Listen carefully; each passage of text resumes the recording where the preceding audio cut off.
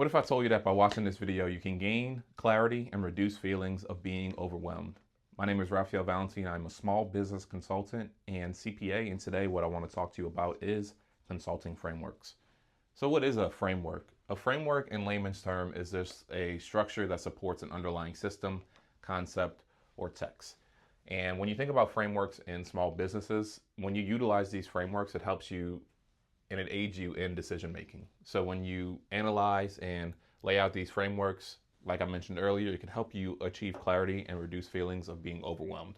Because if you aren't utilizing these frameworks and an opportunity is presented to you, how do you know if this is an opportunity that you should take on? How do you know that this is an opportunity that you should devote energy, time, effort, and resources to? These frameworks help define that. The three frameworks I want to talk to you about today is the 2x2, the SWOT analysis, which if you've taken any high-level business or accounting course, you've seen the SWOT analysis. And then lastly, means and ends. So what I want to do is just essentially explain to you how these frameworks work, and we're going to take a look at some examples. So the first of which is called the 2x2. And the reason why it's called the 2x2 is because it's just laid out as a 2x2 chart with 4 quadrants, each quadrant representing how high impact or low impact a task can be, and how easy to implement or hard to implement a task could be. You want as many tasks and as many dollars working in this easy to implement, high impact quadrant as possible. So if you lay this out and you can analyze your business and what task you're devoting energy to, and you find that a task lays in one of these other 3 quadrants, you want to see if you can push those tasks into high impact, easy to implement. And we'll take a look at some examples. SWOT analysis is an analysis that you essentially do when you first start the business, but I would recommend it as an analysis that you should do every so often, because you want to understand if your strengths have changed, if your weaknesses have changed, if your opportunities have changed, and if your threats have changed. And that's what SWOT stands for. So I had this I here because this is something that you should do on an interval basis versus these other 2. These are something that you should do on an ongoing basis. And the interval could be 1 year, 3 years, 5 years, but you're constantly wanting to evaluate what works for you and what threats and obstacles are out there that can hinder or stop your business from growing. And lastly, means and ends. So I probably utilize this one the most because this one helps you start with the end in mind and helps you work backwards. So ends are simply what your end goal is. What are you trying to accomplish as you exist as a business?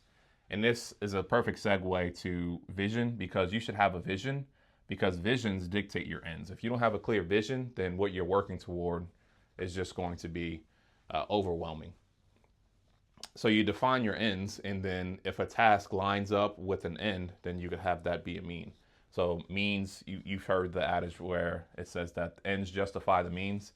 So you want to make sure that whatever ends you have in mind, whatever opportunities or goals you have, that you devote effort to means that help you accomplish your end. And with that being said, let's talk about some examples. So say you're a small business. Because you're a small business, you have certain strengths. You have the fact that you're known locally.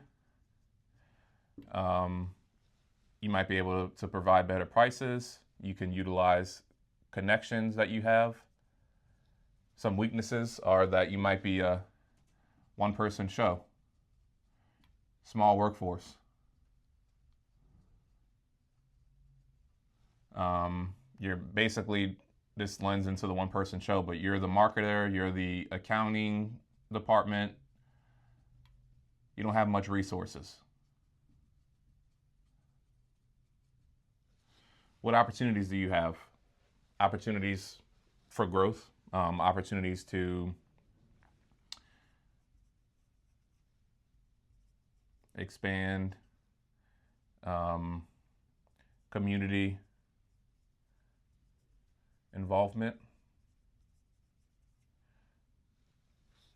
What threats exist? Typically, if you're a small business, you know that threats of bigger businesses exist. Maybe there's a franchise or a bigger business that can do a lot of what your weaknesses are, so that you feel that they have influence, etc. So you can see how you can spend a lot of time on the SWOT analysis, and I would really recommend that you do as a small business owner, because you could really attack and take a look at what it is that you feel your strengths, weaknesses, opportunities, and threats are. So you can see how I laid all this out just by you being a small business. But you're a small business owner that wants to post to social media. So you feel like an end of yours, right, to go and utilize means to an end. You want publicity. Publicity is an end of yours. Well, what strength am I utilizing to gain publicity? Maybe I'm using my strength of connections. Maybe I want people to come on Instagram post with me. If publicity is your end and posting on social media is something that you want to do, is it easy to implement and it will be high impact? Yes. You can make a post within 10 minutes. So I always recommend to my small business owners to get on social media. Just post every so often, because no one's going to promote your business for you. So if you want publicity and you feel like it could help achieve an end and you feel like it's high impact and easy to implement, go for it. It's a win. Same thing, a network event. So maybe you want more connections. Maybe you feel like connections is a strength of yours. You know a lot of people that put on these networking events. It's an effective end. Therefore, a means to an end would be attending that networking event, high impact, easy to implement. I can go to a networking event tomorrow. Surefire. Sounds like a win. Enrolling in a coaching program. So you see here that it might be a weakness that you don't have, or you feel like you don't have certain skills to help elevate and grow your business. So guess what? I want to enroll in a coaching program.